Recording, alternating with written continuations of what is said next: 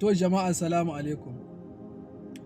Muna nan muna ta ƙilgan gawawwaki na Yahudawa a ƙasar Mali, wannan yakin da ake yi na IS. An samu gawawwaki na 'yan Ukraine wanda kawai bindiga ta kashe banda wanda bam ta tashi da su. An samu gawa mutum 160 iya 'yan Ukraine ne. Yanzu saura na 'yan Amerika da 'yan Faransa da 'yan kowace irin bura uba ce, gawawwaki suna nan muna yin accumulate, idan aka tara su kuma sai a hido su ruwa bayaninsu. Shi yasa muka jima muna ba gwamnatocinmu shawara cewa ƙasa Algeria ƙasa ce wadda gwamnatinsu ta'adda ce. Ga su nan wurin tare suke da su da Yahuda, wannan bakinsu ɗaya da su ne ake yaƙanmu. Bakinsu ɗaya. Yanzu dai yaƙi gashi nan ya fito ɓaro-ɓaro, yaƙi ya koma da turawa ake yin shi. Da turawa wa'annan bugajen da ake cewa na yan azawad an fake da su ne ana dukanmu. Amma ainihin wanda ake yaƙin da shi wallahi wa'annan turawan ne. Tun da gawawwakin su nan wurin ga su nan ana tabarin wuta, kuma ga su nan sun ji wuta su da kansu suna gudu. Saboda kamar yadda nake faɗi, yaƙi na cikin Sahara wallahi ku yi aniya da kanku, ba irin yakin da kuke yi kiran bane ba cikin sanyi. A Sahara yakin sai wanda aka haifa a wurin sai dan gado.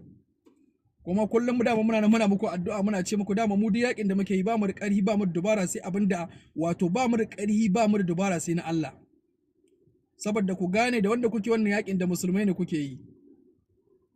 Shi yasa ƙasa Algeria tun da aka yi juyin mulkin nan muka fito fili ƙaram ga ce mutanen nan munafikai ne. Mun ba da alamomi na munafikai a cikin alƙur'ani, wa iza ra'aitahum tu'jibuka ajsamuhum wa in yaqulu tasma'a liqawlihim ka annahum kushubun musannada yahsabuna kulla sayhatin alaihim humul aduhu fahzarhum qatalahumullahu anna yufakun. Mun ba da alamomi na munafikai a cikin alƙur'ani, ga sunan wurin mutane in suna da alamomi na munafikai ba ka da buƙatar sai ka je kawai da ka karanta wahayi alƙur'ani komi za ka samu shabarara. Musulmi Allah ya gama maka komai.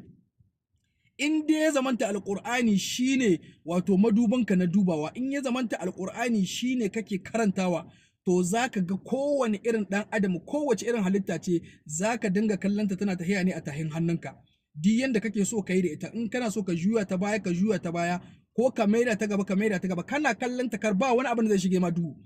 Da kaga wani abu ya shige maka duhu, to duniya ka shiga hanyar in duniya. Ƙasar Algeria su suke ba 'yan ta'adda wato mafaka, tare suke da su da turawan nan. Kuma sai gashi inda ake barin wutar ashe mai ne wurin kwance. Akwai katin miliyar da baril da aka samu a wannan wurin kawai na man fetur. Katin miliyar da baril aka samu. To shi yasa wato suke son su yi kashe mu raba ƙasa Algeria tare da su da turawa. Yaya za su ga sun kori 'yan Mali a wurin su ce ƙasar su ce, daga nan wurin shi kenan wurin sai su yi kashe ka raba.